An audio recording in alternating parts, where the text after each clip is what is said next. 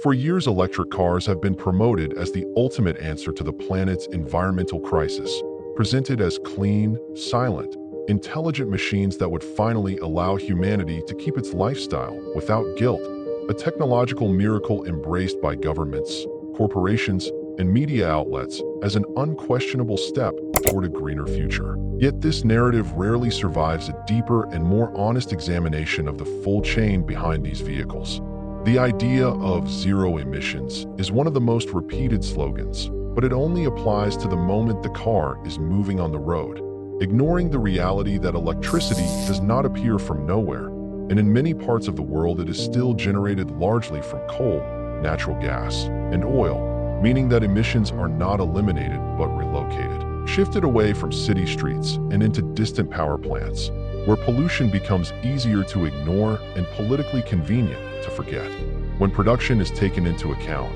the illusion becomes even clearer because the manufacturing of electric cars, especially their batteries, is one of the most resource-intensive industrial processes currently in use. Lithium, cobalt, nickel, and other rare minerals are extracted through mining operations that destroy landscapes, contaminate soil and water, consume massive amounts of fresh water, and displace local communities, often in economically vulnerable regions that pay the environmental and social cost for the comfort of wealthier nations. In some cases, reports have shown unsafe labor conditions and exploitation, revealing that the green revolution is not as ethical as it claims to be.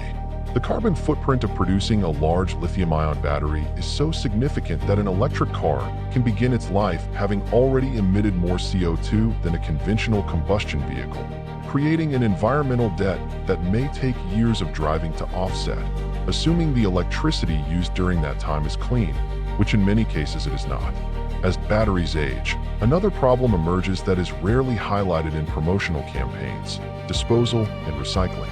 Battery recycling technology is still limited, expensive, and inefficient, and while some components can be recovered, a large percentage of materials are lost or downgraded in quality, making full recycling impractical at scale. This leads to growing stockpiles of used batteries or improper disposal, creating a new category of toxic industrial waste that carries long-term risks for ecosystems and human health, a problem postponed rather than solved. Despite the futuristic image, electric cars also expose a strong social imbalance, as they remain expensive, dependent on charging infrastructure, and largely accessible only in developed regions. While billions of people around the world continue to rely on older, polluting vehicles with no realistic alternative, revealing that the transition is not global, inclusive, or fair, but selective and economically biased. The automotive industry's sudden enthusiasm for electrification is often framed as moral responsibility,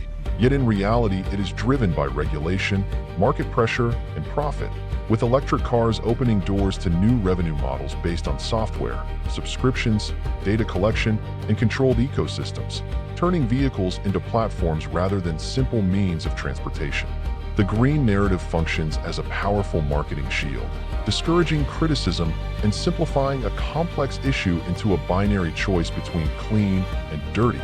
while deeper structural problems remain untouched. Perhaps the biggest flaw in the electric car narrative is that it focuses entirely on replacing one type of car with another, rather than questioning the car-centric model itself.